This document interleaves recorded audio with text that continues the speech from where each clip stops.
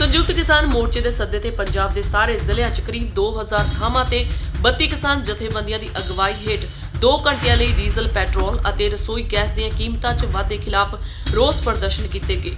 ਕਿਸਾਨਾਂ ਨੂੰ ਮਜ਼ਦੂਰਾਂ, ਨੌਜਵਾਨਾਂ, ਵਿਦਿਆਰਥੀਆਂ, ਔਰਤਾਂ, ਮੁਲਾਜ਼ਮਾਂ, ਦੁਕਾਨਦਾਰਾਂ, ਟਰਾਂਸਪੋਰਟਰਾਂ ਅਤੇ ਵਪਾਰੀਆਂ ਦਾ ਵੀ ਸਮਰਥਨ ਮਿਲਿਆ। ਮੋਦੀ ਸਰਕਾਰ ਵਿਰੁੱਧ, ਮਹਿੰਗਾਈ ਵਿਰੁੱਧ ਮੈਦਾਨ 'ਚ ਨਿੱਤਰੇ ਲੋਕਾਂ ਵੱਲੋਂ ਸਕੂਟਰ, ਮੋਟਰਸਾਈਕਲ, ਟਰੈਕਟਰ, ਗੱਡੀਆਂ, ਬੱਸਾਂ, ਟਰੱਕਾਂ ਸਮੇਤ ਸਾਰੇ ਆਵਾਜਾਈ ਦੇ ਸਾਧਨਾਂ ਅਤੇ ਖਾਲੀ ਗੈਸ ਸਿਲੰਡਰਾਂ ਸਮੇਤ ਤਿੱਖਾ ਰੋਸ ਜ਼ਾਹਰ ਕੀਤਾ ਗਿਆ।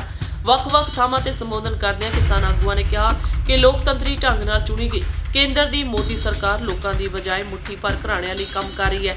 ਕੋਰੋਨਾ ਦੀ ਬਿਮਾਰੀ ਕਾਰਨ ਲੋਕਾਂ ਦੇ ਕੰਮਕਾਜ ਪਹਿਲਾਂ ਤੋਂ ਹੀ ਘਾਟੇ ਵਿੱਚ ਚਲੇ ਗਏ ਨੇ।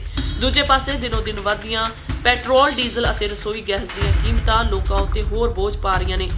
ਆਗੂਆਂ ਨੇ ਮੰਗ ਕੀਤੀ ਹੈ ਕਿ ਤੇਲ ਅਤੇ ਰਸੋਈ ਗੈਸ ਦੀਆਂ ਕੀਮਤਾਂ ਘਟਾਈਆਂ ਜਾਣ।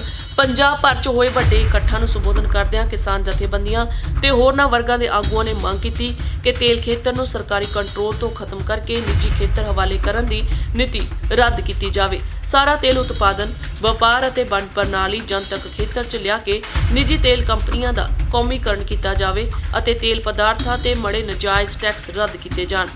ਹਰ ਪਾਸੇ ਲਾਏ ਜਾ ਰਹੇ ਯੂਜ਼ਰ ਚਾਰਜ, ਕਿਸੇ ਸਹੂਲਤ ਨੂੰ ਵਰਤਣ ਦਾ ਮੁੱਲ ਅਤੇ ਨਿਹੱਕੇ ਟੈਕਸ ਖਤਮ ਕੀਤੇ ਜਾਣ।